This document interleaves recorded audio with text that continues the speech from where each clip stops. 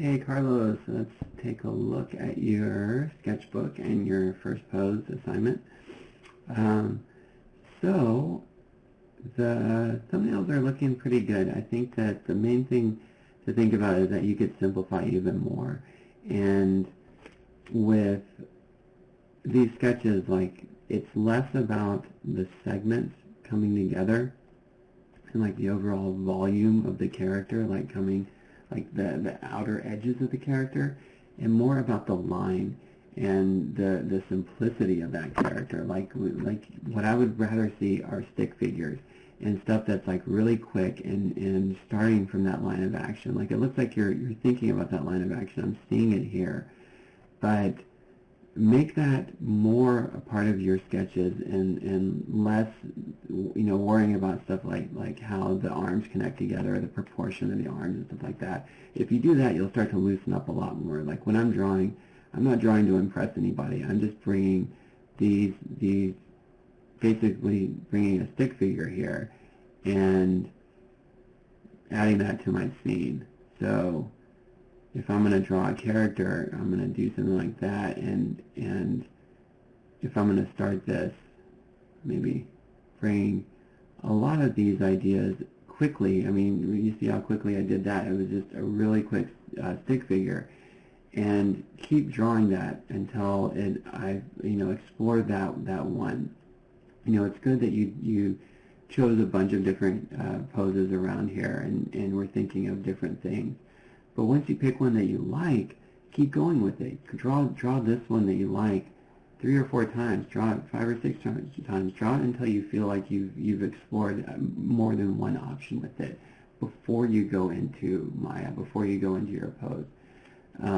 Before you go into your rig, before you start doing that. Draw it on paper and just think about it a little bit more in that terms, and before you go digital, think about it more in the analog space of just like drawing, and you'll find that you're going to loosen up a little bit more as well if you do that. And so yeah, that said, that's my main note for these is just like, you can loosen up a lot more.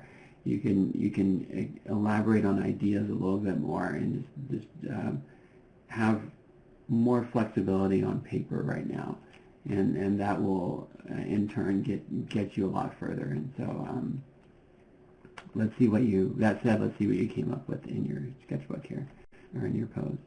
Okay, it's funny, this is the second matrix style pose I've seen.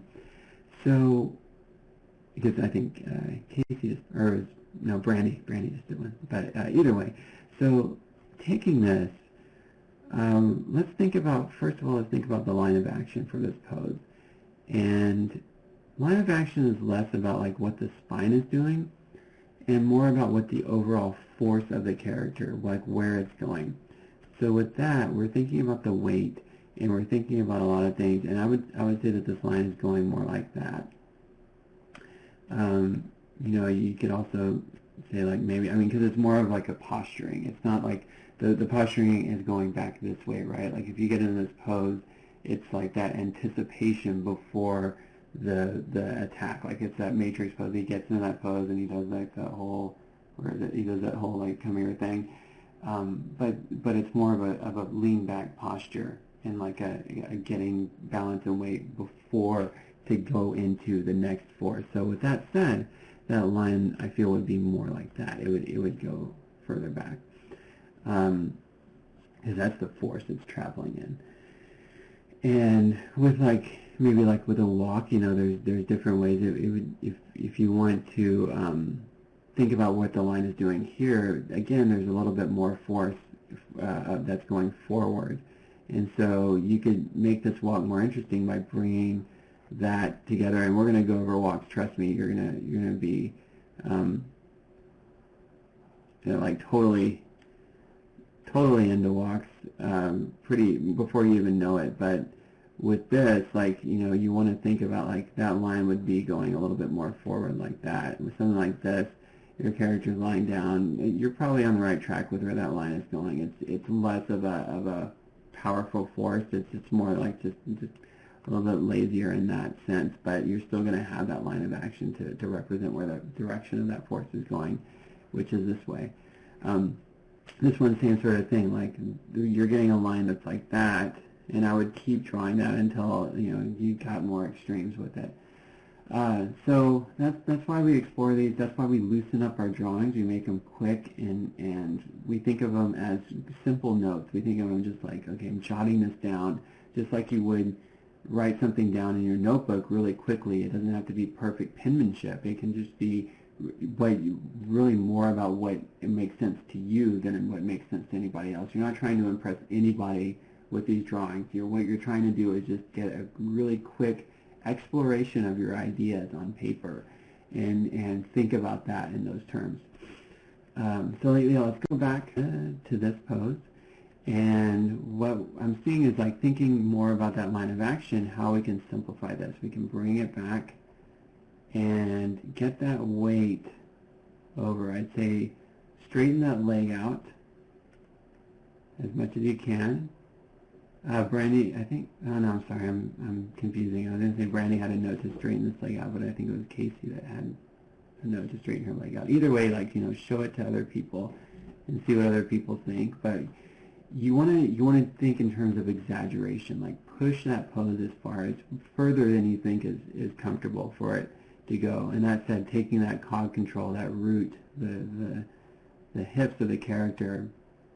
And it's not the hip control, but it's actually the cog control, like the one that moves everything. You're starting that pose more with that than anything else. So bringing that back, maybe bringing it up a little bit to really hyperextend this leg. And this leg is looking okay. That's fine. I wouldn't worry about that one too much. That works. But now with this sort of, when we're moving with this line, we're getting a lot more of a dramatic effect out of that. Now the next thing, and this is really important, is to think about the spine as one unit. Now there's 3 different controls on the spine, but if you move them together, you don't always have to move them together at the same time, but think about them flowing together. That's the important thing. I'm going to draw it in a different color so we really see that. Then you're going to get a much cleaner shape. It's going to come out from that line of action, and you're going to get those segments of that pose. I mean, it's not really vertebrae because there's only 3 of them, but like it's representing many vertebrae here on each of those 3 segments. But you're getting them to flow together, and that's what's really important, is that all these segments are flowing together. The shoulders up like that, whatever. The shoulders on this character aren't much to